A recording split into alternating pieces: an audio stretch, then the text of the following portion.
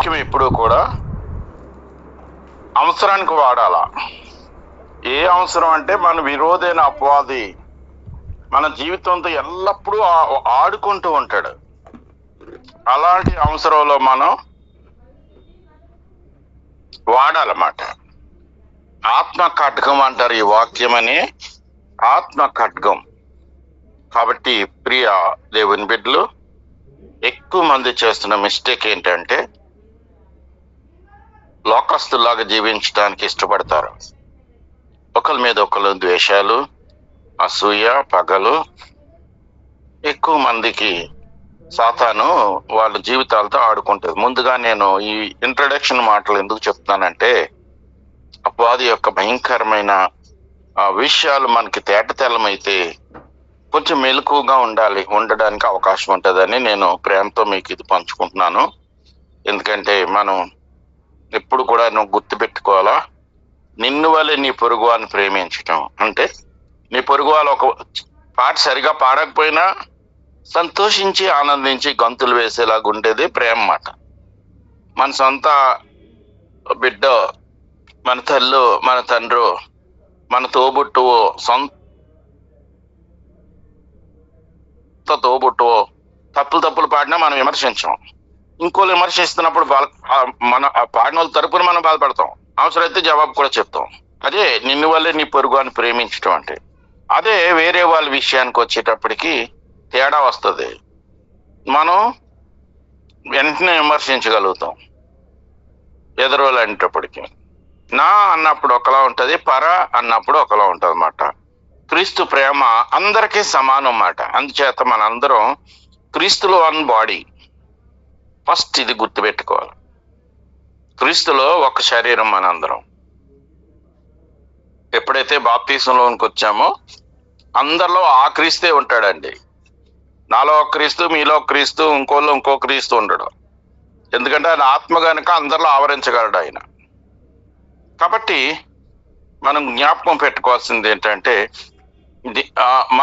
మన తోబుట్టువులకి ఏదైనా రోగం వచ్చినా, మన తోబుట్టువులకి ఏదైనా కష్టం వచ్చినా, మన తోబుట్టువులకి ఏదైనా సమస్య వచ్చినా మనం చాలా స్పందిస్తాం బాగోవాలి అని. సేమ్ అలాగే మన తోబుట్టువులు మన పొరుగు వాళ్ళ కింద లెక్క మిగతా వాళ్ళు. ఇప్పుడు ఎక్కువగా కార్పొరేట్ పాస్టర్లు ఎక్కువ అవడం వల్ల విమర్శలు ఎక్కువ అవుతున్నాయి. మతోన్మాదులకి కొంచెం అవకాశాలు పెరుగుతున్నాయి విమర్శించడానికి, గొడవలు చేయడానికి, ఇవన్నిటికీ. అందుకే అలాంటి పరిస్థితులు ఉండడం వల్ల మనం కొంచెం జాగ్రత్తగా ఉండవలసి వస్తుంది. ఇంతకుముందు మేము సువార్తకి యథేచ్ఛగా వెళ్ళేవాళ్ళం. ఇంచుమించు 40 సంవత్సరాల నుంచి సువార్త పరిచర్యలో, ఏజెన్సీ పరిచర్య, విలేజ్ పరిచర్య అన్నీ వెళ్ళేవాళ్ళం. అప్పుడు మాకు ఎంత ఫ్రీడమ్ ఉండేదో ఇప్పుడు లేదు ఆ ఫ్రీడమ్. ఏ క్షణం ఎవరు ఏమంటారనే భయంతో సువార్త చేయవలసి వస్తుంది.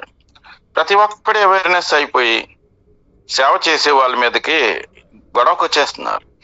ఇక్కడ కాదు, అక్కడికి వెళ్ళండి, అవతలకి వెళ్ళండి, ఇక్కడ విదేశీ మతం తెస్తున్నారా అంటున్నారు. ఇవన్నీ జనరల్ గా జరుగుతున్నాయంటే కారణం ఒక్కటి, ప్రభు రాకడ సమీపంగా ఉందని గుర్తు చేయటం. రెండవది, మన వాళ్ళు రాకడ సమయాన్ని సాతాను చేత మింగబడ్డం వల్ల అన్నిలకి లోకుపోతున్నాం. కాబట్టి ఏది ఏమైనా ప్రభు మనలో ఉన్నాడనే విశ్వాసంతో ఉందాం. ట్రెజర్ ట్రోవ్ మన గ్రూప్ బిడ్డలందరూ కూడా ప్రత్యేకించి వన్ బాడీగా ఉండడానికి ఇష్టపడదాం. One body in Christ. క్రీస్తులో మనం ఒక్క శరీరంగా ఉండడానికి మనం ఒక మోడల్గా ఇతర గ్రూపులకు చూపిద్దాం. అంచేత నేను మిమ్మల్ని ప్రేమపూర్వకంగా ఈ మాటలు ముందుగా చెబుతూ వాక్యంలోనికి వెళ్తాను. ఇప్పుడు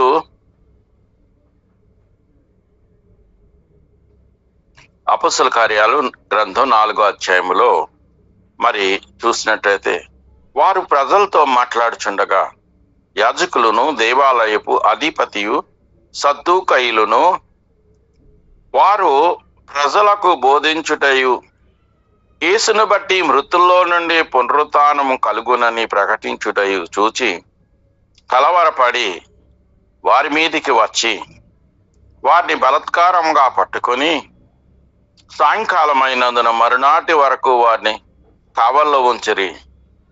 వాక్యం వినిన వారిలో అనేకులు నమ్మిరి. వారిలో పురుషుల సంఖ్య ఇంచుమించు 5,000 ఆయను. దేవునికి స్తోత్రం కలుగును కాక. దేవుని బిడ్డలు, ఇదిలో మనం చూసినట్లయితే ఇప్పుడే నేను మీతో పంచుకున్న సందర్భాలు ఆది సంఘంలో మనకు కనబడుతుంది. ఆది సంఘంలో అక్కడ మతోన్మాదులు కాదు, అక్కడ మతోన్మాదులే. వాళ్ళకి యోధా మతం మీద అలాగే వాళ్ళకు ఉన్నటువంటి విశ్వాసాన్ని బట్టి క్రీస్తు ప్రేమను బోధించే వారి మీద తిరుగుబాటు చేస్తున్నారు వీళ్ళు. ఆ రోజుల్లో ఇదే ఇప్పుడు రిపీట్ అవుతుంది మనకి. ఆ రోజుల్లో జరుగుతున్నవన్నీ కూడా ఇప్పుడు మనకి రిపీట్ అవుతున్నాయి. ఆ భక్తులు దెబ్బలు తిని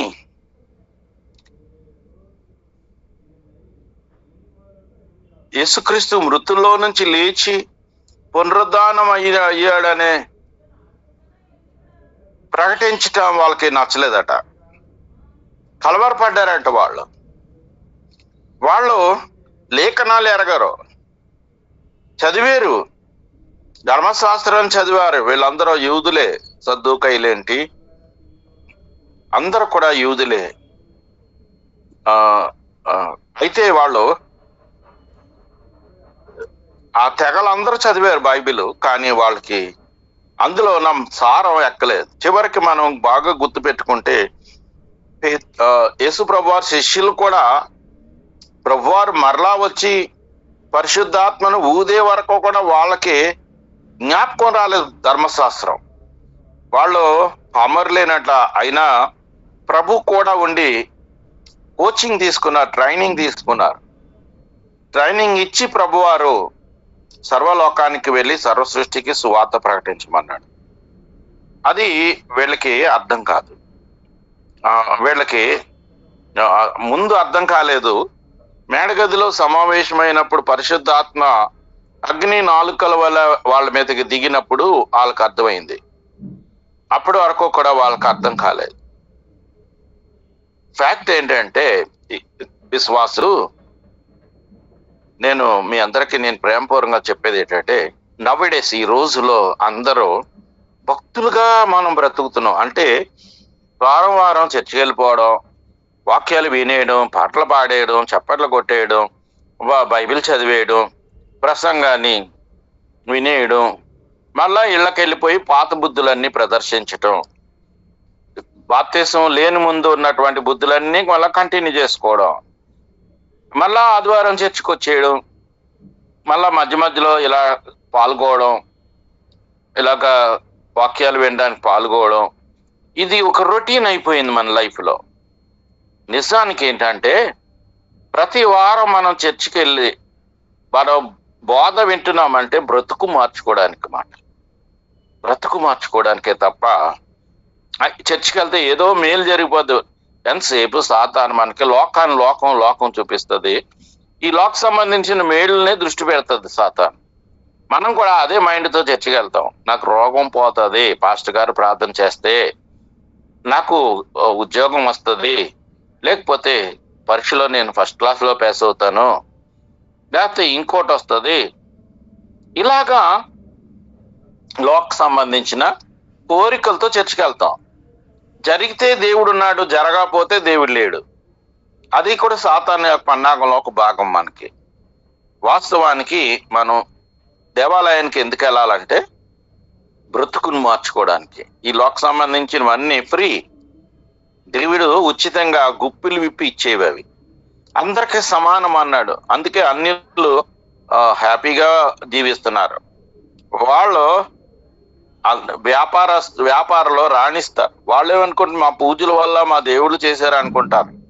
మా పూజల వల్ల మా పిల్లలు పాస్ అయ్యారు, నా మొక్కుబడి పలానా దేవుడికి మొక్కుంటే వచ్చింది అని అనుకుంటారు.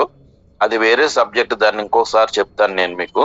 వాస్తవానికి చేసేది మన దేవుడే. ఎవరికైనా మీకు అనుమానం రావచ్చు, వాళ్ళు అన్యులు కదండి, వాళ్ళకి చేయడం ఏంటండి, మనం క్రైస్తవులం కదా, మనకు చేయట్లేదు ఏంటంటే అని అలా ప్రశ్న మనకు చాలా మందికి వస్తూ ఉంటది. ఎందుకంటే నేను చెప్తున్నాను, దేవుని బిడ్డలు గమనించుకోవాల్సిన విషయం ఏంటంటే, వాళ్ళ అన్నిలే వాళ్ళలో కూడా దేవుని ఆత్మే ఉంటది, నీలో కూడా దేవుని ఆత్మ ఉంటది. వాళ్ళకి దేవుని రూపమే, మనకి దేవుని రూపమే. అన్యులని విగ్రహాల రూపాలు ఉండవు, మనుషుల రూపాలే విగ్రహాలు పెట్టుకున్నారు వాళ్ళు. నిజానికి వాళ్ళకి మనకి దేవుడు ఒక్కడే. అయితే సువార్త అంది కూడా వాళ్ళు రక్షణ పొందుకోలేని వాళ్ళకి తీర్పు రోజున వాళ్ళకి జవాబు ఉంటది. సువార్త అందుకొని కూడా రక్షణ కార్యాలు చేయని మనకి కూడా అలాంటి తీర్పే వస్తుంది అన్నమాట.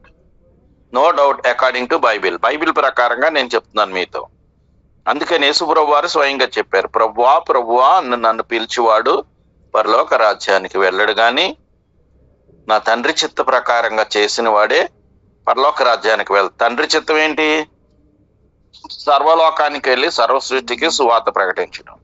దేవుని బిడ్డలు, మీరు ఒక్కసారి గుర్తు చేస్తాను మీకు, మనకి 4 సువార్తలు ఉన్నాయి. ఈ 4 సువార్తల సారం ఏంటి అనుకుంటున్నారు? ఎండింగ్ ఫస్ట్ ఏమో జన్మం, ప్రభువారి జన్మం, తర్వాత ప్రభువారు సువార్త పరిచర్య, శిష్యుల్ని ఏర్పాటు చేసుకొని పరిచర్య. ఎండింగ్ ఏంటంటే కల్వరి మరణం, మృత్యుంజయుడే లేవడం, తిరిగి వచ్చి, మీరు 4 సువార్తల్లో చూసుకోండి, తిరిగి వచ్చి ఆయన చెప్పిన బోధ ఏంటంటే సర్వలోకానికి వెళ్ళి సర్వ సృష్టికి సువార్తను ప్రకటించండి. 4గిట్లో ఇదే ఉంటది, చూడండి, చూసుకోండి వెళ్ళి.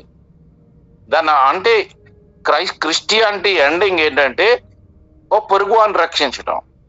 నువ్వు క్రైస్తవుడు అయ్యావంటే ఫస్ట్ నువ్వు బోధ నేర్చుకోవాలా, మందిరంలో నేర్చుకున్నాక ఏం చేయాలా? ఎవరినైనా రక్షించుకోవాలా. సాధ్యమైనంత వరకు సర్వ సృష్టికి అన్నాడు కాబట్టి మనందరం చూడండి, ఒక్కొక్క టెంపుల్కి, ఒక్కొక్క చర్చ్కి 5,000 మంది, 10,000 మంది, 50,000 మంది అని కూడా ప్రకటించుకుంటున్నారు. ఈ 50,000 మంది పరిశుద్ధులైతే దేవునికి ఎంత మహిమ! ఈ 50,000 మంది సువార్త ప్రకటించే గుంపులోకి వెళ్ళిపోతాయి, అస్తమాల చర్చిలకు వెళ్ళకుండా. నేను మా చర్చిలో కూడా అదే చెప్తాను, సేమ్ చెప్తాను నేను. మీరు ఒక భక్తులుగా చర్చికి రావడం కాదు, దేవుని పిల్లలుగా మారిపోయి ఎవరినైనా రక్షించుకొని చర్చికే తీసుకురాక్కర్లేదు. ఎవరు ఏ చర్చికి వెళ్ళిపోయినా పర్లేదు, అన్ని చోట్ల యేసుప్రభు వారు ఒక్కరే అని చెప్తాను నేను. ఏ చర్చికైనా వెళ్ళండి, ఇక్కడికే నా దగ్గరికే రావాలన్నా, నా దగ్గర వాక్యం అందితే, నేను వాక్యం నచ్చితే వచ్చి వినండి, ఎక్కడ నచ్చితే అక్కడికి వెళ్ళండి, అక్కడ ఉండదు యేసుప్రభువే. నా దగ్గరికే రావాలని నేను పెట్టినా ఎవరినైనా. అయితే ఒకళ్ళని రక్షించాలి, అది నాకు ఇష్టం. Each one catch one at least. ఎందుకంటే ఈ లోకానికి విడిచిపెట్టి వెళ్ళాక నువ్వు ఎంత ఆస్తితో వచ్చావని దేవుడు అడగడట, ఎన్ని ఆత్మలతో వచ్చావని అడుగుతాడట. నీ దగ్గర ఎంత ఆస్తి ఉందంటే ఆత్మలే నీ ఆస్తి అవ్వాలట. ఎందుకంటే ఈ ఆస్తి ఇక్కడ వదిలి వెళ్ళిపోతాం, ఆత్మలనే ఆస్తి కూడా తీసుకెళ్తాం. వాళ్ళు చెప్తారట సాక్ష్యం, ఫలానా వాళ్ళ నేను రక్షింపడ్డానని ప్రభుతో చెప్తారట. ప్రభుకి తెలుసు, అయినా సరే చెప్తారట. అది నీకు ఆస్తి మాట. అందుచేత దేవుని పిల్లలు ఎప్పుడూ కూడా గుర్తు పెట్టుకోవాల్సిన విషయం ఏంటంటే, యేసుప్రభు వారి యొక్క మనసు ఎరిగి మసులుకోవాలి. యేసుప్రభు వారి మనసు ఏంటంటే సర్వలోకానికి సర్వ సృష్టికి సువార్త ప్రకటించమని చెప్పడం. ఆఖరికి యోహాను సువార్తలో కూడా మీరు గమనించినట్లయితే, ఆఖరిని పేతురుని పిలిచి నువ్వు నన్ను ప్రేమిస్తున్నావా అని ముమ్మారు అడిగి, ప్రేమిస్తే ఏం చేయమన్నాడో గుర్తుపెట్టుకోండి. ఏం చేయమన్నాడండి? ప్రేమిస్తే ఫస్ట్ గొర్రెలను కాయమన్నాడు, గొర్రె పిల్లలను మేపమన్నాడు, గొర్రెలను కాయమన్నాడు. 3 సార్లు 3 రకాలుగా ఆయన చెప్పింది ఏంటంటే, కాయడం, మేపడం, ఇవన్నీ అర్థం ఏంటంటే సువార్త. ఎండింగ్ ప్రతి 4 సువార్తలో ఎండింగ్ సర్వ సృష్టికి సువార్త ప్రకటించడం. అది మన చేతుల్లో పెట్టాడు దేవుడు. కానీ మనమేమో ఈ లోకంలో ఉన్న ఇతర మతస్థుల్లాగా జీవిస్తున్నాం. మనం ఇతర మతస్థులు ఏంటంటే వాళ్ళు బ్రతికంతా ఒక దేవుడిని పెట్టుకుంటారు, ఆ దేవుడు నచ్చకపోతే ఇంకో దేవుడిని పెట్టుకుంటారు. వాళ్ళకి కోటాను దేవుళ్ళు ఉన్నారు. ఒక విశ్వాసి పక్కింట్లో అన్ని రాళ్ళతో పోట్లాడుతుందంట, పోట్లాట పెట్టుకుందంట. అసలు మనం పోట్లాట్లకి అనేది దూరంగా ఉండవలసింది. ప్రేమతోటే పగం జయించాలని వాక్యం. కానీ లోకస్తులుగా ఉంటాం కదా, చర్చిలో ఉన్నప్పుడు ఒక భక్తి, ఇంటికాడ ఇంకో భక్తి. పోట్లాటకి వెళ్ళిందంట. వెళ్ళి, ఏయ్ నేనేమనుకున్నావు, జీవం గల దేవుడు బిడ్డని నేను, మా దేవుడు ఎంత గొప్పోడో నీకు తెలీదు, మా దేవుడు తలుచుకుంటే నువ్వు ఏమైపోతావో అని చెప్పిందంట. అంటే పాపం ఈమె ఆత్మీయ గర్వంతో చెప్పేసింది. అప్పుడు ఆమె ఏమందంట తెలుసా, ఎల్లవమ్మా, నీకు ఒక్క దేవుడికి ఎంత రెచ్చిపోతున్నావు, మా కోటి దేవుడు నేనెంత రెచ్చిపోవాలా అని అడిగిందంట ఆవిడ. చూసారా, క్రీస్తు ప్రేమ లేకపోతే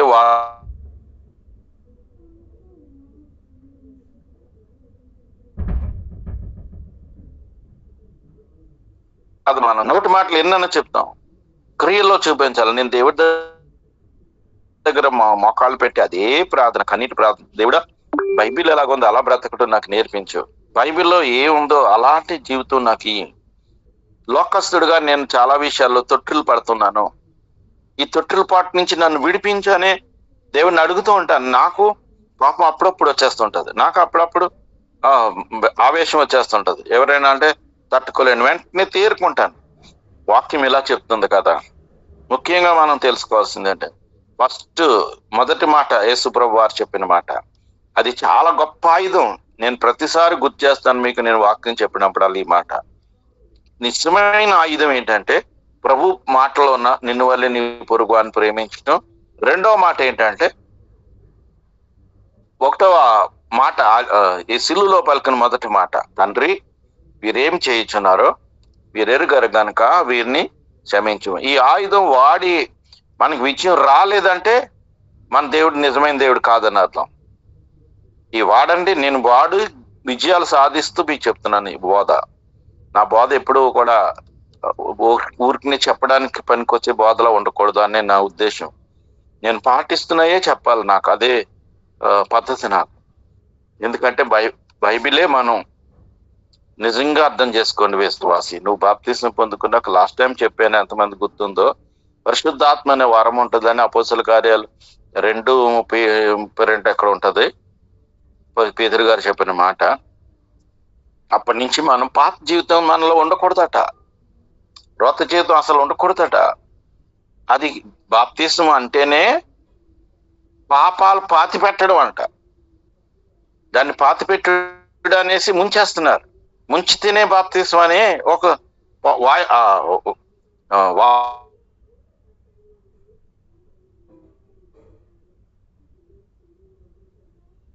బాప్తిస్తాలు కాదు మేము విమర్శించవలసింది,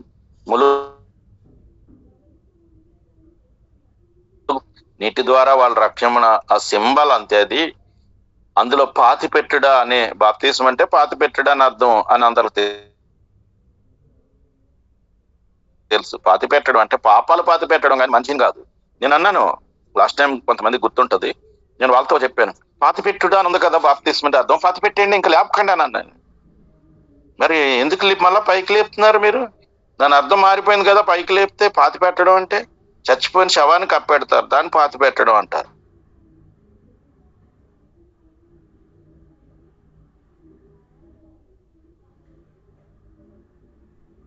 అంతేగాని ముళ్ళుగుట్లో ముందుకు ముంచాలట, మళ్ళీ లేత ఒక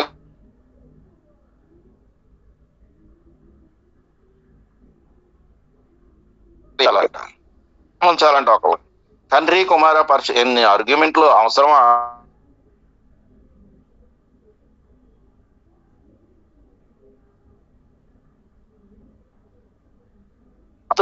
నీ పాపాలు లేనప్పుడు నీవు క్రీస్తువి, నీ పాపాలు ఉన్నప్పుడు ఎందుకు రెంటికి చెడ్డ రేవడి మాట.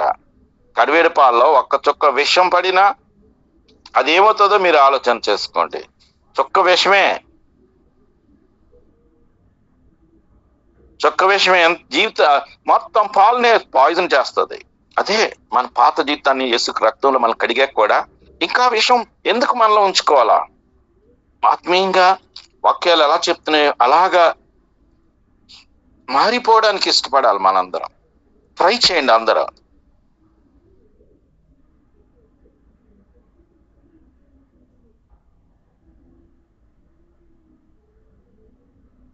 అందుకే వీళ్ళు అలాంటి శ్రమలు తట్టుకోగలిగారు. వాళ్ళని బలాత్కారంగా పట్టుకొని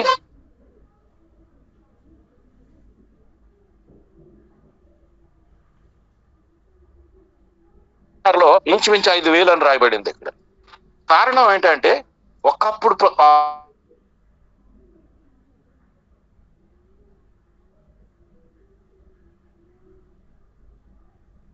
ఇక్కడ కష్టపడుతున్నారు.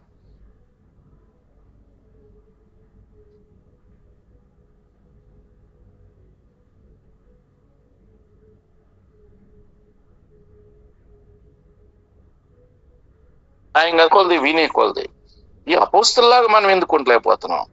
మనం ఎందుకు పబ్లిసిటీకి ఇష్టపడుతున్నాం? కార్పొరేట్ పాస్టర్లు అవడానికి ఎందుకు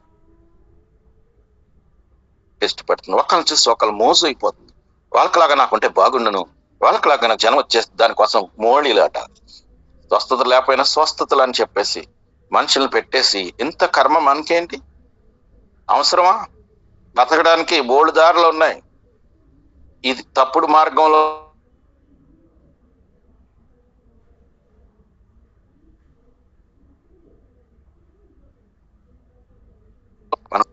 ఇక్కడ ఈ భక్తులు లాంటి జీవితానికి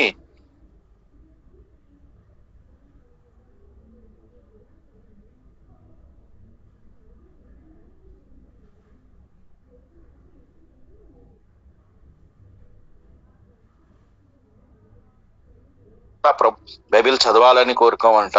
అంటే నలుగురిలో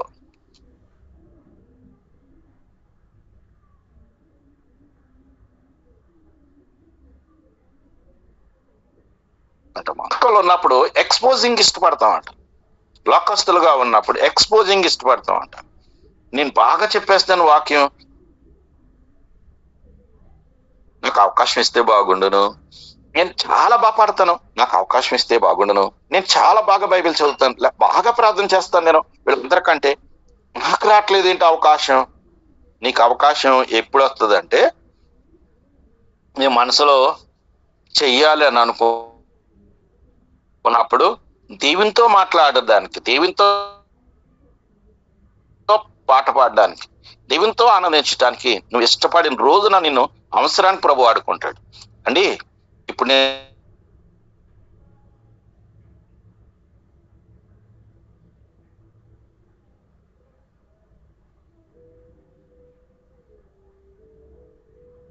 కాదు, మనకి ఎంత బాగుందో అంతే కాదు, నిజమే బాగా పాడతాం. ఇక్కడ మన ట్రెజర్ ట్రోలో చాలా చక్కగా శ్రావ్యంగా పాడతారు, ఎవరో కూడా తప్పులు పాడరు, చాలా సంతోషంగా ఉంటది. అయితే ఇది లోకస్తులుగా పాడినప్పుడు వినసొంపుగా ఉంటది. పరలోకస్తులుగా పాడినప్పుడు హృదయాలు దోచుకొని హార్ట్ నుంచి కూడా రక్షణ వస్తుంది ఎదురోళ్ళకి. బైబిల్ చదువుతుంటే ఆ రీడింగ్ లోంచే ఎదురాళ్ళ హృదయాలు గుచ్చుకోవాలన్నమాట మాటలు. ఎప్పుడు వినే మాటలే, నువ్వు మాటలు నీలో ఉన్న పరిశుద్ధాత్మ ఏం చేస్తాడంటే ఎదురాళ్ళని కత్తితో గుచ్చినట్టుంటది, వాక్యమనే కట్టుకోని దీని పేరు. అలాగ ఉండాలన్నమాట. అంతే. కాబట్టి దేవుని బిడ్డలు ఇప్పుడు అర్థం చేసుకోండి, మనం పరలోకస్తులుగా ఉన్నప్పుడు మన భావం వేరేగా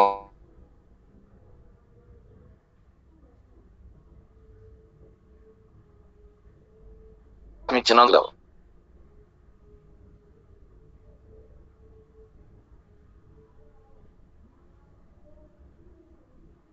కాకపోతే నన్ను మౌనంగా ఉంచండి, ఇది అనుకోవాలి. నేను నిజంగా మీతో చెప్తున్నాను దేవుని బిడ్డలారా, ఫస్ట్ రోజుల్లో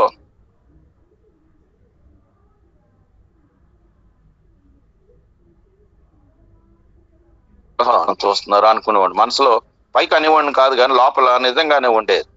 నేను వాక్యం చెప్తుంటే నా కోసం చాలా మంది అభిమానులు ఉన్నారు అనుకునేవాడిని. ఆత్మీయంలో ఎదిగాక నాకు తెలిసింది ఏంటంటే రక్షణ లేకుండా ఊరికి వాక్యం వినేసి వెళ్ళిపోయే వాళ్ళ వల్ల నాకు ఇంతకాలం నా శ్రమ అంతా వేస్ట్ అయిందని తెలిసింది. నాకు రక్షణ ఎవరికైనా దొరికి వాక్యం విన్నాక నేను రక్షింపడ్డానండి అని ఒక్కలన్నా చెప్పారు అంటే, త్రాగుబోతు త్రాగుడు మానేశానను, వ్యభిచారం మాని, దొంగతనం మానేశానను, తప్పుడు మార్గం మార్గంలో ఉన్న వాళ్ళు సరిదిద్దబడ్డారు అంటేనే వాక్యం ఫుల్ఫిల్ అయినట్లే, వాక్యంలో సారం ఉన్నట్లు అంట. బాగుంది వాక్యం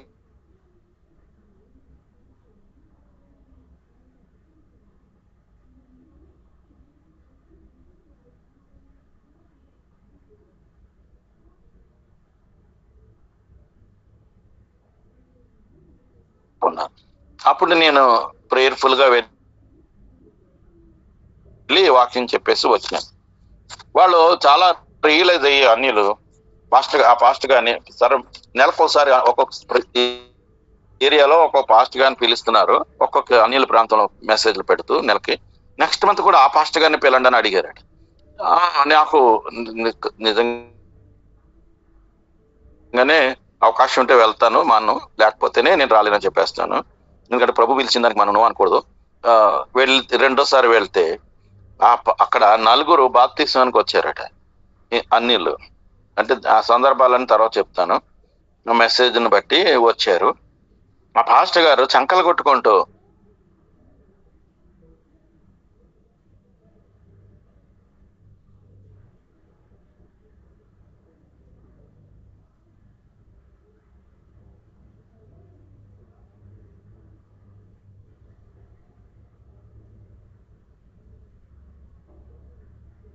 అంటారు, మెసేజ్ చాలా బాగా చెప్పారు ఈ పాస్టర్ గారు, ఎంత బాగా చెప్పారు అంటారు. అది నన్ను పాత రోజుల్లో సంతోషపరిచేది, ఇప్పుడు నాకు సంతోషపరచట్లేదు. ఎవరైనా రిజల్ట్ బాగుంది వాక్యం అనటం కంటే, అందుకే దేవుని బిడ్డలు ఇక్కడ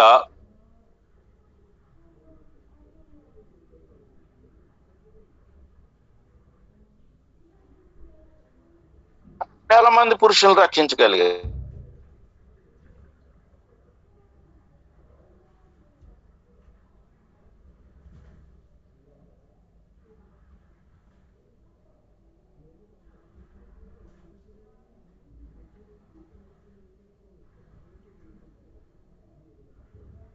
ఎవరైతే అనేకులు బోధకులు కాకండి, బోధకులు కఠినమైన తీర్పు అని ఉందని చెప్తుంటే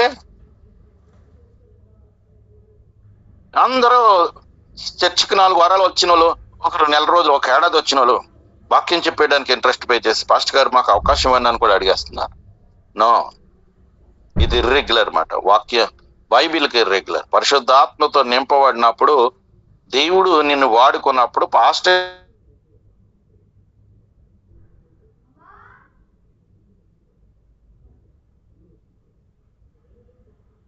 నువ్వు వెళ్ళి చెప్తానంటే నువ్వు అన్యులకు చెప్పు. నీకు చెప్పాలనుకున్నప్పుడు అన్యులకు వెళ్ళి చెప్పు, క్రైస్తవులు కాదు నువ్వు చెప్పాల్సింది. ఎందుకంటే నేను ఇందాక చెప్పాను కదా, అలాగుంటది. మనం క్రైస్తవులకి వెళ్ళి చెప్పగానే వాళ్ళు నీలో ఉన్న అన్ని గుర్తు పెట్టుకుంటారు. పెద్ద సువార్త చెప్పేస్తుందమ్మా, ఈ సువార్తమ్మ, ఈ సువార్త రాజు గారు పెద్ద సువార్త చెప్పేస్తున్నారు.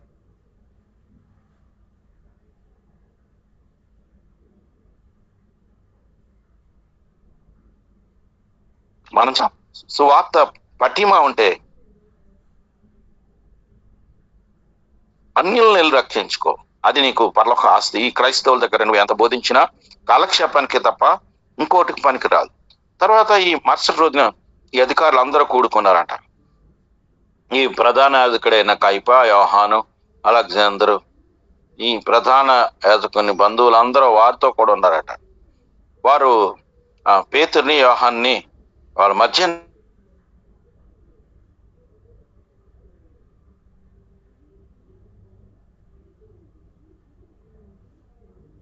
రోజున దేవాలయంకి వెళ్ళినప్పుడు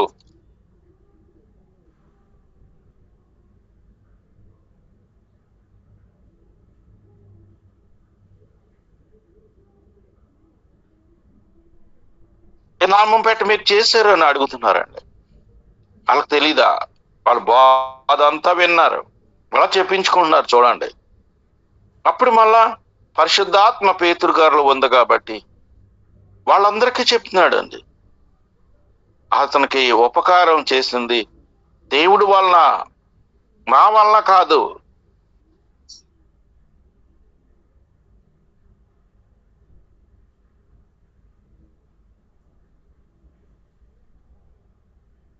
మృతుల్లో నుండి లేపిన దేవుడు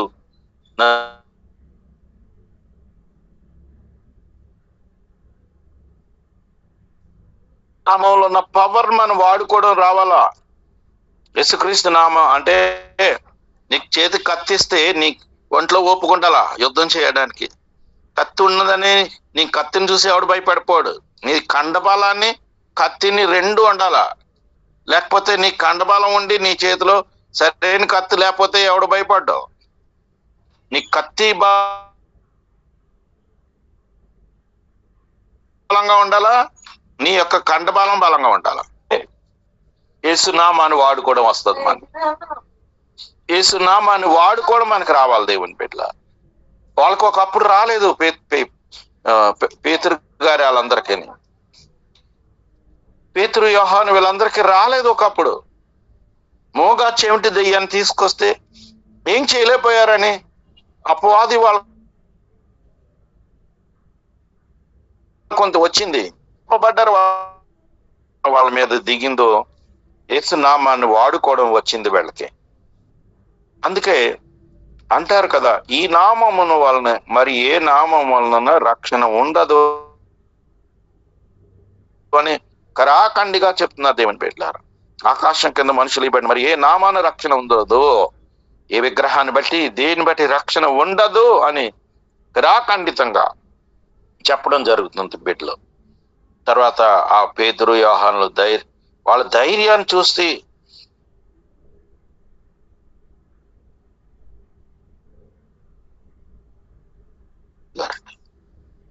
నా ప్రియమైన దేవుని బిడ్డలారు, వాళ్ళకి చదువు లేదు. నీకు లాస్ట్ టైం చెప్పాను, జూలియమ్మ గారు అని ఇక్కడ ఆమె అక్షర మొక్క లేని ఆమె పరిశుద్ధాత్మ మీద రాగానే ఆమె హిందీ, ఇంగ్లీష్, తెలుగు 3 భాషలు, హిందీ ఇంగ్లీష్ లో మాట్లాడే పవర్ దేవుడు ఆమెకి ఇచ్చేసారట.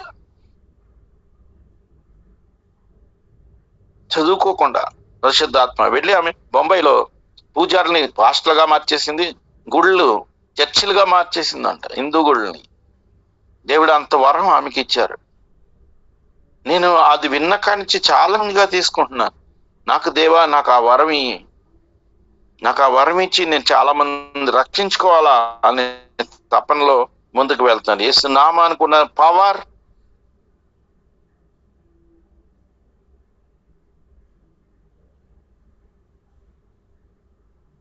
ఇస్తూ ఉన్నారు కాబట్టి వాళ్ళకి విలువ అని గుర్తెరిగారు. ఆ స్వస్థతతో పొందిన ఆ మనుషుడు కూడా వాళ్ళతో ఉన్నాడంట. ఇంకెదురు చెప్పలేకపోయారంట వాళ్ళు. ఐ విట్నెస్ అది. అప్పుడు సభ వెలుపల పొండని ఆజ్ఞాపించి వారు ఆలోచన చేసి అంటారట, ఈ మనుషులను మనం ఏం చేస్తాం, వారి చేత ప్రసిద్ధ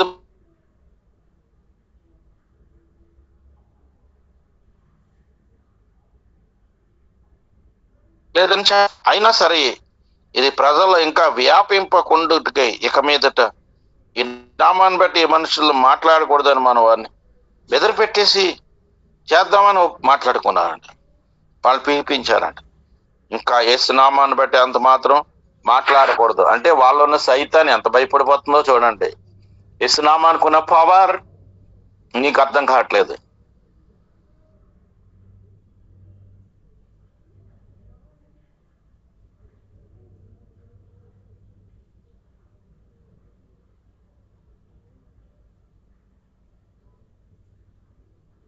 క్రోధం రావాలి మనకి. వాళ్ళు ఆ సాతాన్ని ఎంత భయపడిపోతుందో వాళ్ళు ఉన్న పరిశుద్ధాత్మకి లోకం అందరికీ తెలిసిపోతుంది. ఒక కుంటి భిక్షకుణ్ణి యేసునామాన్ని స్వస్థపరిచితే ఇంకా ఎన్ని చేసేస్తారు, యేసునామాన్ని కప్పెట్టేయడానికి చూస్తున్నారు దేవుని బిడ్డలారా. ఆ నామాన్ని బట్టి వాడుకుందామని ఇంక జ్ఞానం రావట్లేదు వీళ్ళకి. ఎదుటోళ్ళకి మేలు జరిగింది నాకు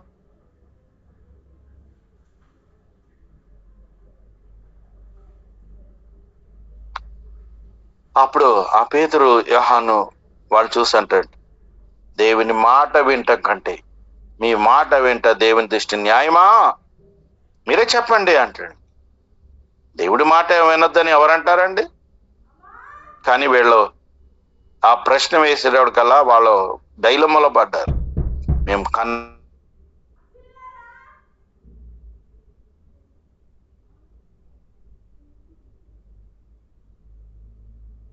వచ్చి సబ్బవారు ప్రజలకు భయపడి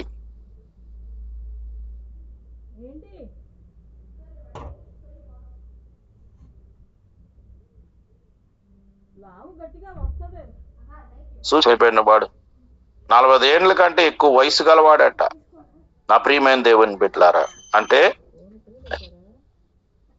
ఎప్పటికైనా ఎవరికైనా కాలు స్వస్థత కావాలంటే లేత వయసులో వస్తుంది స్వస్థత. ఇప్పుడు మనకి సిమెంట్ కట్టులు అవి లేని రోజుల్లో మాకు ఈ చుట్టుపక్కల విలేజ్లు ఉన్నాయి. ఆ విలేజ్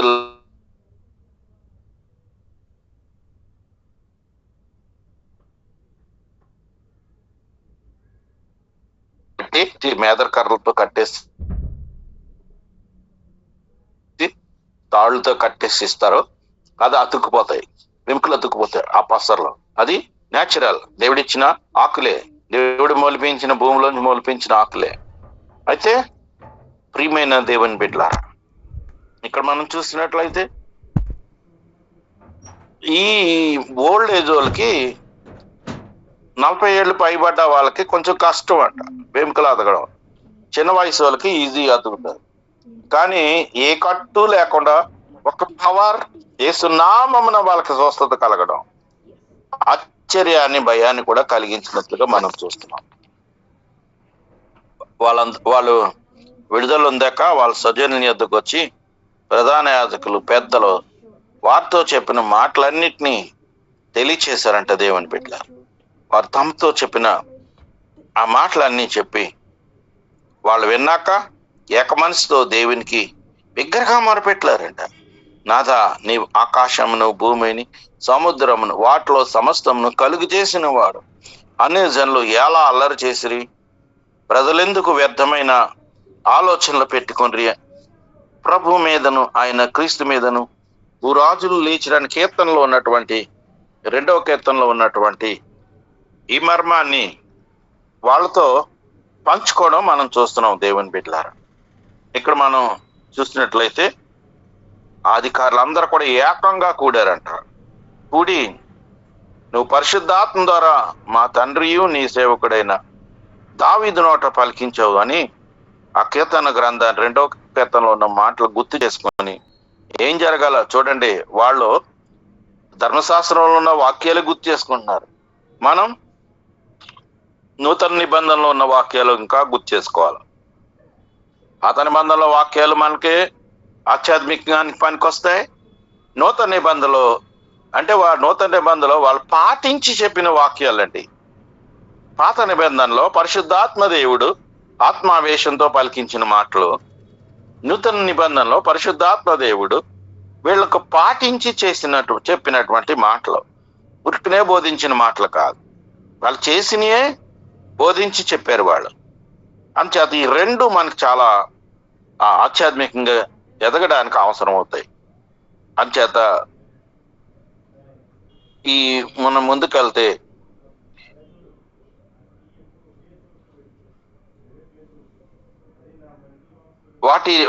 అవన్నీ కూడా చేయటానికి నువ్వు అభిషేకించిన నీ పరిశుద్ధ సేవకుడైన ప్రభువుకు విరోధంగా హేరోదును కొద్ది పిల్ల అన్ని జనులతో ఇశ్రాయేలుతో ప్రజలతో ఈ పట్టణం నిజంగా కూడుకున్నారు. ఆ రోజుని అన్ని గుర్తు చేసుకుంటున్నారు. వీళ్ళందరికీ తెలిసిన సంగతులు. ప్రభువా, ఈ సమయంలో వారి బెదిరింపులు చూసి రోగులను స్వస్థపరచుటకు నీ పరిశుద్ధ సేవకుడైన యేసు నామం ద్వారా సూచక్రియ మహత్కార్యాలను చేయుటకు నీ చెయ్యి చాచి ఉండకు, నీ దాసులు బహిధైర్యంగా నీ వాక్యం బోధించేటట్లు అనుగ్రహించమని వాళ్ళు ఇంకా దేవునికి ప్రార్థన చేస్తున్నారు. విశ్వాసి ఈ ప్రార్థనను ఈ వాక్యం వింటున్న వాళ్ళందరూ దయచేసి గుర్తుపెట్టుకోండి. ఇది మన జీవితానికి చాలా ఇంపార్టెంట్. అపోస్తలులు ఏ విధంగా దేవునితో మింగిల్ అయ్యారో, ఏ విధంగా దేవునితో మమేకమయ్యారో, ఈ రోజున నీవు నేను కూడా ఇలాగే ఇదే రీతిని మనం కూడా మింగిల్ అవ్వాలి, ఆయనతో మమేకం అవ్వాలి. వాళ్ళు ప్రార్థన చేస్తుంటేనే ఆ కూడి ఉన్న చోటు కంపించిందంట. అప్పుడు వారందరూ పరిశుద్ధాత్మతో నిండిన వారు దేవుని వాక్యమును ధైర్యంగా బోధించారట. నా ప్రియమైన దేవుని బిడ్డలారా, ఇది మన జీవితంలో ఒకసారైనా జరగాల. మనం ప్రార్థన చేస్తే భూమి కంపించటం అంటే, నా ప్రియమైన దేవుని ఆత్మలన్నీ కూడా గసగస వణకడం, అక్కడ దురాత్మలన్నీ వణకడం. భూకంపం వస్తే ఏమవుతుందంటే వాళ్ళన్న ఇల్లు కూలిపోతుంది. అక్కడ జరిగిన భూకంపం ఏంటంటే, భూమి మీద ఉన్న ఆత్మలున్న దురాత్మలు వణికి పారిపోయి, అది దీని మీనింగ్. అంచేత వారందరూ పరిశుద్ధాత్మతో నిండి దేవుని వాక్యాన్ని ధైర్యంగా బోధించారట. ఎప్పుడైతే విశ్వాసి మనలో దయ్యం బయటికి పోతుందో వాక్యం మనలో నిలబడుతుంది. దయ్యం అంటే తప్పుడు ఆలోచనలు, తప్పుడు తలంపులు, తప్పుడు ఊహలు, తప్పుడు విధానాలు, ఇవన్నీ దయ్యాలకు నిదర్శనం. దయ్యాలకి నిదర్శనం ఇవన్నీ. ఆ దయ్యాలు పోవాలి. 7 దయ్యాలు మధ్యలో పోయింది అంటే దాని నిర్వచనం అదే చెప్తున్నారు. గర్వం, అసూయ, పొరుగువాని మీద నిందలు, పాపిష్టి బ్రతుకు, కోపం, పగ, ప్రతీకారం, ఇవన్నీ కూడా దయ్యాలేనంట. ఆమెలో ఆ దయ్యాలు పోయాక ప్రభువును వెంబడించి సిలువు చెంత వరకు ఉండి ఆయన తిరిగి లేచి వచ్చాక ఆమెకి కనబడినట్టుగా ఉంది వాక్యం. అలాంటి జీవితం మనకు రావాలంటే మనలో దయ్యాలు పారిపోవాలి. పరిశుద్ధాత్మ నివసించడానికి నేను ఎప్పుడు చెప్తాను, పాత్ర కడుక్కొని అన్నం తింటాం, మనం గ్లాస్ కడుక్కొని మంచినీళ్ళు తాగుతాం. మురికి గ్లాసులో మంచినీళ్ళు తాగు, మురికి పాత్రలో అన్నం తినాం. మరి నీ మురికి హృదయంలో వాక్యాన్ని నింపేసుకుంటున్నావు. ఇది భావ్యమా? ఇది జ్ఞానమా నాకు అర్థం కాదు. ఎప్పుడెప్పుడు నీ మురికి హృదయంలోకి వాక్యాన్ని ఎలా నింపుకోగలుగుతున్నావు? నీ మురికి హృదయాన్ని ఫస్ట్ కడగడం నేర్చుకోవాలి. మనందరం మన హృదయాన్ని కడిగాక వాక్యం వినాలి. ఎప్పుడు కూడా ఏదో చెప్పేస్తున్నారు వినేస్తాం, అయిపోయింది కాదు. ఈరోజు ఈ వాక్యం ద్వారా నాకు ఒక మేలు జరగాల, అది నీకు రావాలా, నాకు కూడా అదే రావాలా. దేవా, ఈ వాక్యం ద్వారా ఒక్కరికైనా మేలు చేయి, నీ చిత్తమైతే విన్న వాళ్ళందరికీ మేలు చేయి. ఈ కాన్సెప్ట్ తో నేను వాక్యం బోధిస్తాను, అదే కాన్సెప్ట్ తో మీరు వినాలి. ప్రభువా, ఈ వాక్యం వింటుంటే నాకు ఏదో మంచి జరగాల. ఇంకొక విషయం చెప్తాను, జాగ్రత్తగా వినండి. నాకు చిన్న పిల్లోడు వాక్యం చెప్తున్నాను, నేను వింటానండి నేను. ఎందుకంటే ప్రతి వాక్యం ఖరీదైందని నాకు తెలుసు. చిన్న పిల్లోడు చెప్పాడా, పెద్దోళ్ళు చెప్పాడా, వాక్యం బాగా వచ్చిన వాళ్ళు చెప్పారా, రాలేని వాళ్ళు చెప్పారా అనేది కాదు. ఆఖరికి కార్పొరేట్ పాస్టర్ గారు చెప్పింది కూడా వింటాను నేను. వాళ్ళు నేను తిరస్కరించను. వాళ్ళ బుద్ధుల తీర్పులో దేవుడు చూసుకుంటాడు. మనకెందుకు అలకడం? నా దగ్గర పవిత్రత ఉండాలి, నువ్వు తెలుసు కాబట్టి. వాళ్ళు తప్పు అన్నప్పుడు ఆ తప్పు నువ్వు చేయకూడదు, నేను చేయకూడదు. నీ దృష్టికి వాళ్ళ దగ్గర తప్పులు ఉన్నాయంటే అది చేయకూడదు. కానీ యేసుప్రభువు వారు కూడా ఒక మాట చెప్పారండి, మీకు గుర్తు చేస్తాను, అంతమంది గుర్తుందో. ఈ శాస్త్రులు పరిశీలక బోధలు వినమన్నాడు ఆయన. వాళ్ళు చెప్పినట్టుగా చేయకండి అన్నాడు, వాళ్ళు చేస్తున్నట్టుగా చేయకండి అన్నాడు. వాళ్ళ బోధ, వాళ్ళు ధర్మశాస్త్రాన్ని ఎరిగిన వారు అంటాడు ప్రభువే స్వయంగా. వాళ్ళ దేవుని వాక్యాన్ని ఎరిగిన వారు, అందుకు వాళ్ళు చెప్పే బోధ వినండి, బాగుపడండి. వాళ్ళు చేస్తున్నట్టు వాళ్ళు చూడకండి అంటాడు యేసుప్రభువు వారు. ఎంత స్పష్టంగా చెప్తాడు మనకి మత్తయి సువార్తలో. అంచేత అలాగ మనం ఈ కార్పొరేట్ పాస్టర్ల బోధలు వినండి, తప్పు లేదు. కానీ వాళ్ళలాగా మనం చేయకూడదు, ఇమిటేషన్ చేయకూడదు. మనకు అనవసరం. మనకి ట్రూ, మన దేవుడు నిజమైన దేవుడు అని ఎరుగుంది. మనం ట్రూ గాడ్, ఆ దేవుడు చెప్పిన బోధ మనం చెయ్యకపోతే అసలు మనం క్రైస్తవుడో కాదో ఒకసారి ప్రశ్నించుకోండి దేవుని బిడ్డ. లోకం చాలా ప్రమాదకారి, లోకంలో ఉన్న అధికారి. వాడిని గెలవడానికే కదా యేసుప్రభువు వారు పరలోకం దిగొచ్చి మనకు పరిశుద్ధాత్మని ఇచ్చాడు. పరిశుద్ధాత్మ అంటే వాక్యమేనండి. యేసు రక్తం అన్న వాక్యమేనండి.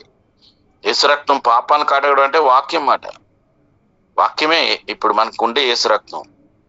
అందుచేత విశ్వాసులు వాడండి, యేసు రక్తాన్ని వాడండి, పరిశుద్ధాత్మను వాడండి. ఎలా వాడాలంటే వాక్యాల ప్రకారంగా. వాక్యాన్ని ద్వారా మనం సరి చేసుకుంటాం. నేను చేస్తున్నాను, అందుకే మీకు చెప్తున్నాను దేవుని బిడ్డలారా. రోజు వాక్యం చదువుతాను, నేను అలాగ ఉన్నాను లేదని పరిస్థితి చేసుకొని నేను నన్ను దిద్దుకొని అప్పుడు వాక్యం బోధించడానికి ఇష్టపడతాను. ఒక మంచి పాయింట్ దొరుకుతుంది, అమ్మా ఇది 10 మందికి పనికి వస్తుంది అనుకుంటాను. అది నేను చేస్తున్నాను లేదా అని చూసుకుని అప్పుడు వెళ్తూ ఉంటాను. చూడండి, విశ్వసించిన వారందరూ ఏక హృదయం ఏకాత్మను గలవారై ఉండేది. ఎవడును తనకు కలిగిన వాటిలో ఏది తనదని అనుకోలేదు. ఇదండి క్రిస్టియానిటీ అంటే. వారికి కలిగిందంతయు వారికి సమష్టిగా ఉండెను. అసలు ట్రూ క్రిస్టియన్ అంటే ఇదండి దేవుని బిడ్డ. వాళ్ళకి కలిగింది ఏది వాళ్ళది అనుకోకూడదట. నీ ఇల్లు నీది కాదు, ఎందుకంటే రేపు అనేది ప్రభు రమ్మని కానీ దాన్ని వదిలిపోతావు. దాని కొరక తాపత్రయం. నీ ఊర్లే నీది కాదని తెలుసు నీకు.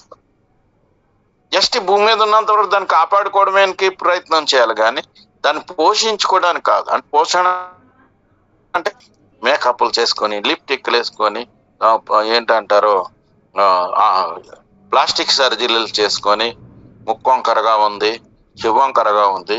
ఆ ప్రాణం పోయిన తర్వాత ఈ ప్లాస్టిక్ సర్జరీ చేసిన ముఖాన్ని పాతి పెట్టడానికి పనికి వస్తుంది. నీకు అందంగా మార్చిన ముఖం యూట్యూబ్లో చూడండి, పలానా ఫేస్ పలానా పలానా రాయి కానీ మీ ముఖం తెల్లగా వచ్చేస్తుంది అంటున్నారు. ఇదిగో 4 ఐటమ్స్ చెప్తున్నారు. పసుపు అంట, ఇంకే చెప్తున్నారు, బేకింగ్ సోడా, ఏంటది టూత్ పేస్ట్, ఏదో 4 ఐటమ్స్ వేసుకొని కొంతసేపు ఉంచి రాసేసుకుంటే వెంటనే నలుపు తెలుపు అయిపోతుందంట. అది ఎంతకాలం ఈ భూమి మీద నలుగురు చూసి అమ్మాయి ఎంత తెల్లగా ఉన్నావు అని చెప్పడానికే, కానీ లోపల కుళ్ళు ఉన్నది అనేది లోకానికి తెలీదు. యేసుప్రభు వారేమో నీ అందం చూస్తాడా, నీ రంగు చూస్తాడా? నిన్ను నల్లగా పుట్టించిన దేవుడు లోపల ఆత్మ తెల్లగా ఉంటదనే సంగతి నీకు తెలుసా? నిన్ను తెల్లగా పుట్టించిన దేవుడు నీ లోపల ఆత్మ కూడా ఇంకా తెల్లగా ఉంటదని నీకు తెలుసా? ఆత్మ తెలుపు, ఆ తెలుపును నలుపు చేస్తుంది సైతానం. అర్థమైతే ఇప్పుడు అర్థం చేసుకోండి. మీ తెలుపును కాపాడుకోండి. మీ తెల్లని వస్త్రం, దాని పేరు తెల్లని వస్త్రం అని ఉంది ప్రకటన గ్రంథం. అంటే గొర్రెపిల్ల రక్తంలో ఉదుక్కున్న వారంట పరలోకంలో ఉంటారంట వాళ్ళు.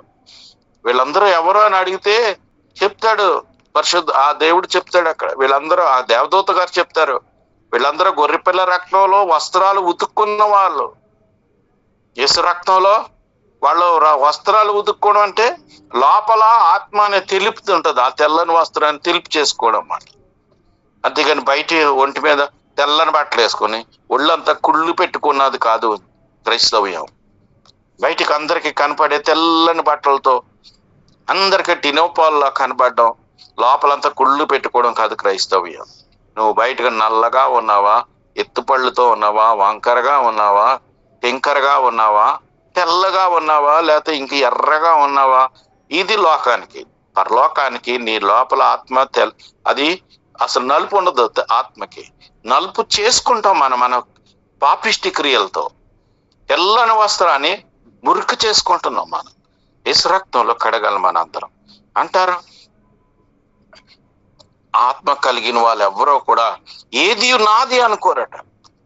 నాకు కలిగిందంతా కూడా సమిష్టిగా ఉంటదట. వాళ్ళు కలిగిందంతా సమిష్టిగా అంటే ఉమ్మడే. ఎవరండి ఈ రోజుల్లో అలా ఉండగలుగుతారు?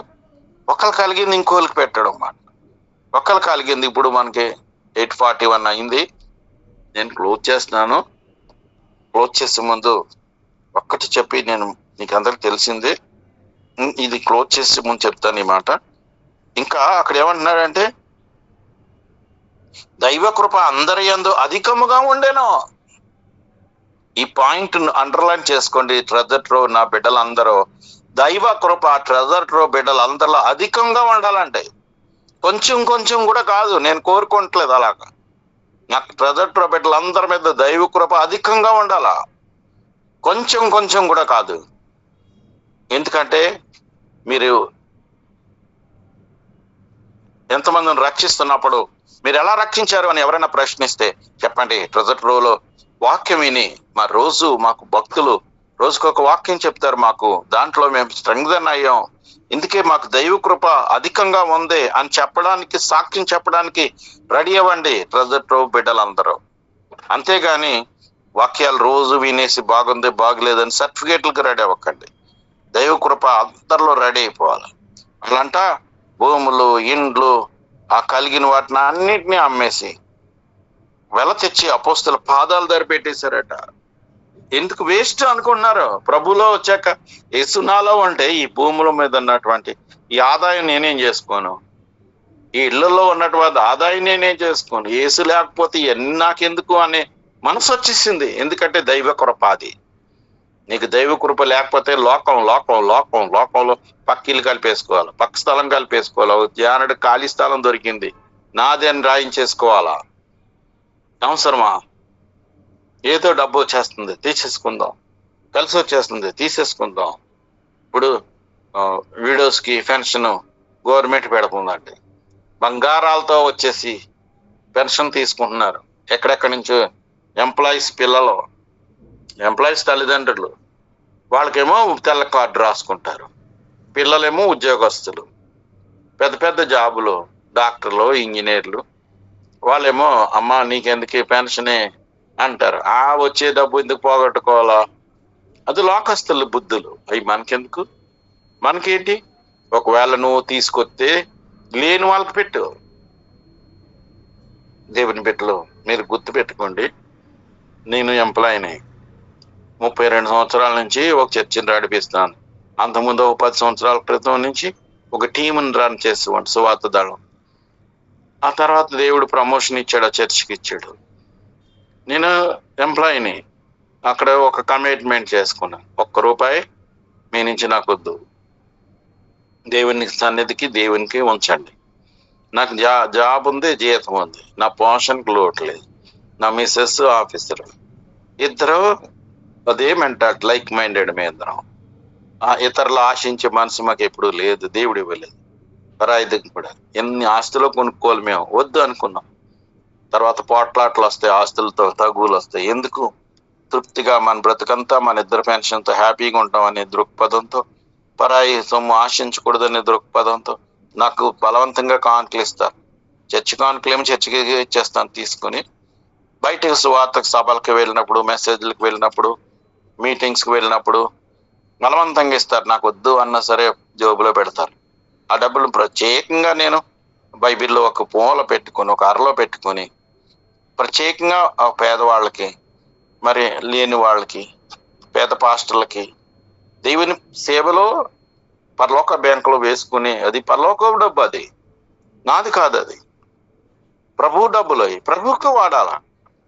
అది దైవ కృప మనకు చెప్తుంది, మనకు చెప్పే బాధ. వాళ్ళ ఆస్తులు పాస్తులు నాకెందుకు అని తీసుకొచ్చి అపోస్తల పాదాల దగ్గర పెడితే,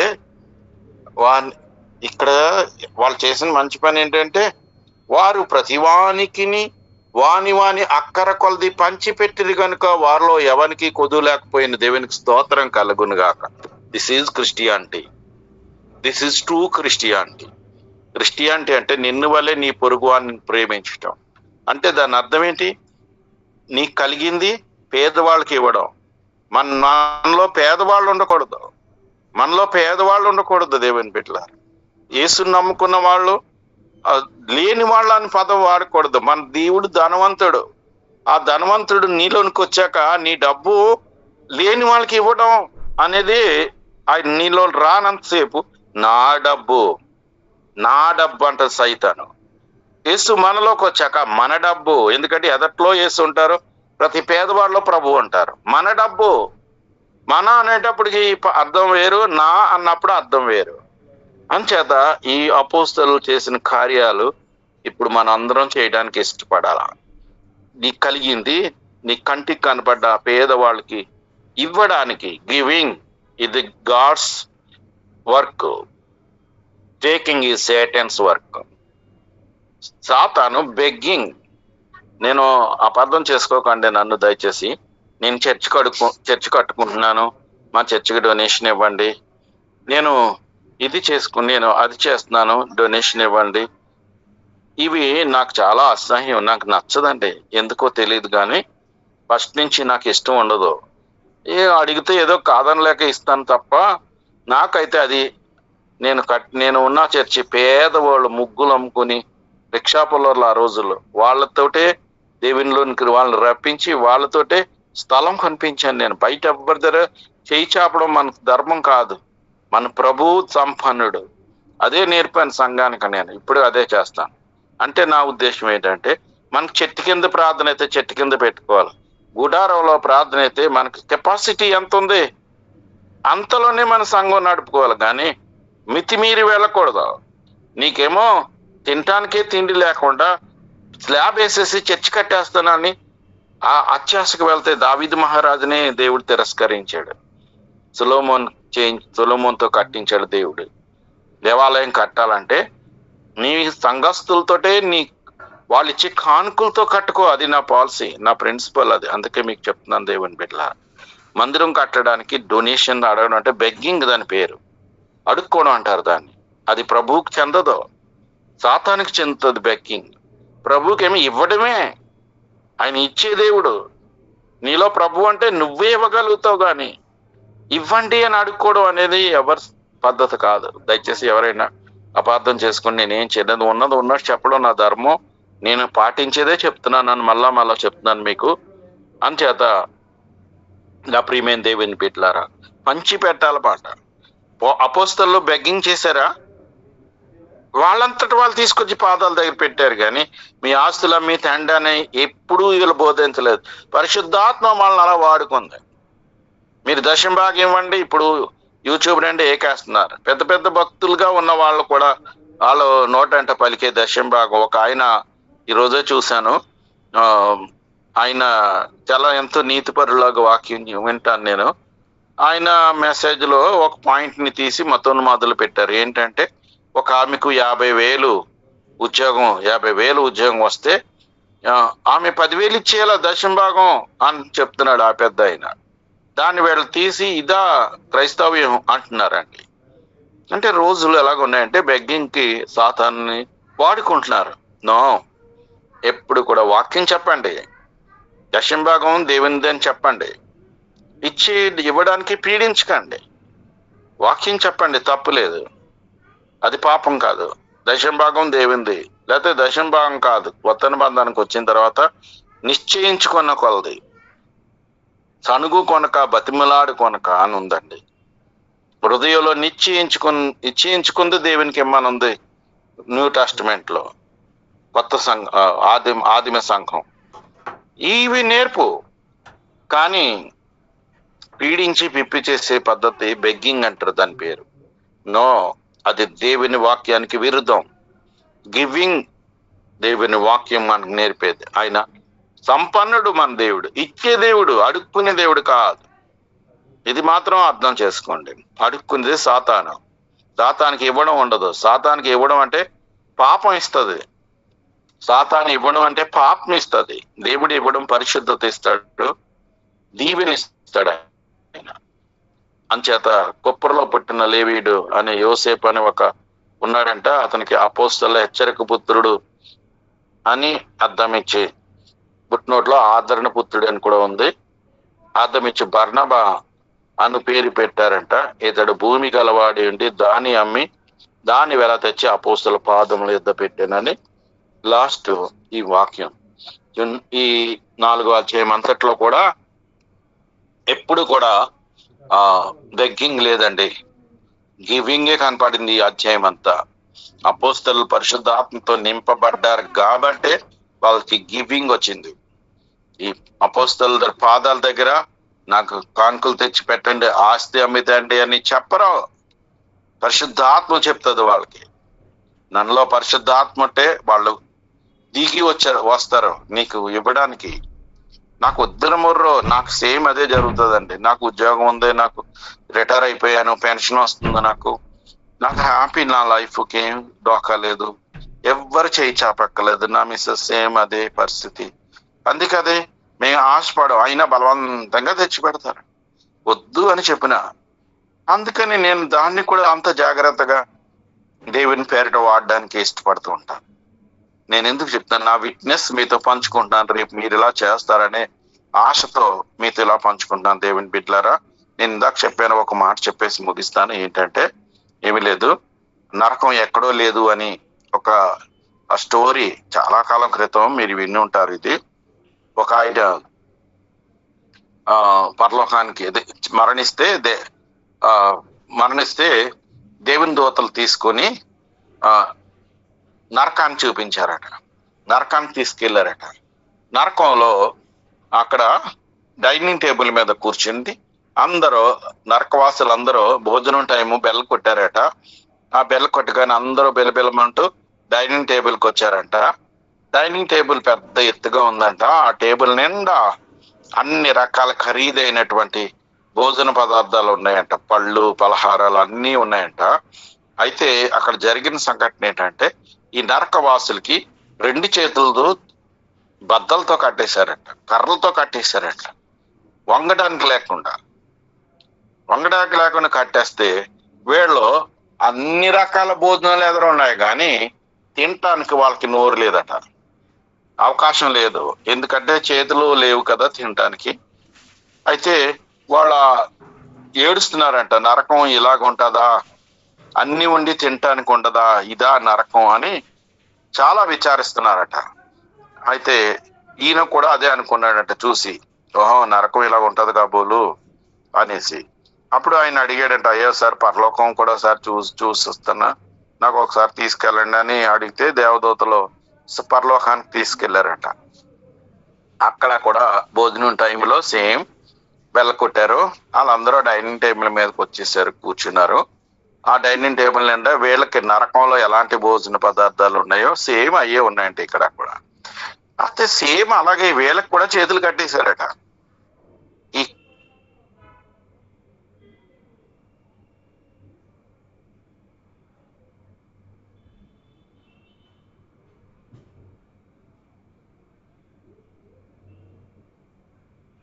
లోకస్తులు కూడా చేతులు కట్టేశారు. వీళ్ళు ఏంటి ఆరోగ్యంగా ఉన్నారు, బలంగా ఉన్నారు. వాడు నరకంలో వాళ్ళేంటి అలా బక్క చిక్కిపోయి నీరసంగా ఉన్నారు తినలేక, వీళ్ళేంటి ఇంత బలంగా ఉన్నారని ఏంటో విచిత్రం చూద్దామని అతను అలా చూస్తుంటే ఆ డైనింగ్ టేబుల్ కాడికి వెళ్ళాక ఈ చేతులు కట్టేసిన వాళ్ళందరూ కూడా చేతులు 2 చాపి దేవునికి ప్రార్థన చేశారట. ప్రార్థన చేస్తే ఒక అద్భుతం జరిగింది. ఏంటి అద్భుతం అంటే వాళ్ళ హృదయాలు వెలిగింపబడ్డాయి. అంతే, ఇంకో అద్భుతం కోటి లేదు. వెంటనే ఏం చేశారంటే వీళ్ళు ఈ 2 చేతులతో ఎదర టేబుల్ మీద ఉన్న పదార్థాలు తీసి ఎదుటిన్న వాడికి తినిపించాడట. వాడు ఇతనికి తినిపించాడంట. ఒకరికొకరు తినిపించేసుకుంటున్నారంట వీళ్ళు. ఇది క్రీస్తు ప్రేమ. తినిపించుకుంటే వీళ్ళు కడుపారా తిని ఆరోగ్యంగా ఉన్నారు. వాళ్ళేమో ఎవరికాలే నాకు చేతులు లేవని దేవుని తిట్టుకుంటూ ఇలాంటి పాపిష్టి జీవితం కాబట్టి నరకం అనుకుంటూ వాళ్ళు బ్రతుకుతుంటే వీళ్ళు దేవుని స్తుతిస్తూ మహింపరుస్తూ చేతులిచ్చిన దేవునితో వందనాలు చెల్లిస్తూ ఆ చేతులతో ఎదరాలకు తినిపించుకొని క్రీస్తు ప్రేమను చూపించారట. అప్పుడు వీడు ఆహా నరకం అంటే ఇది కాబోలు, పరలోకం అంటే ఇది కాబోలు అనుకున్నాంట.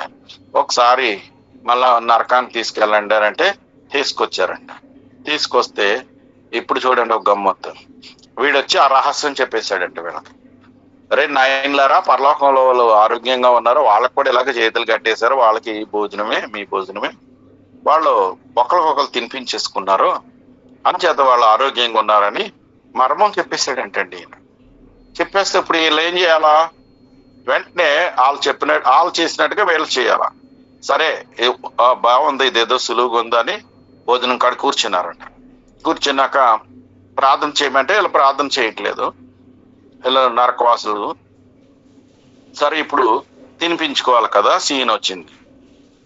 వీడు చేతులు పెట్టి నువ్వు ముందు తినిపించు అంటున్నాడంట. అబ్బెబ్బే నువ్వు ముందు తినిపిస్తే అప్పుడు నేను తర్వాత తినిపిస్తాను అన్నాడు. అబ్బెబ్బే నువ్వే ముందు తినిపిస్తే నేను తర్వాత అని వంతులేసుకొని మళ్ళా అలా తినడం మానేశారంట. విశ్వాసి చూసారా, ఇది సాతాను బుద్ధులు, అది క్రీస్తు బుద్ధులు. క్రీస్తు బుద్ధులు అందరికీ పంచుతారు. సాతాను బుద్ధులు స్వార్థంతో ఎదుటి వాళ్ళ మీద దేవుడి మీద నిందలు వేయడానికి బ్రతుకుతారు.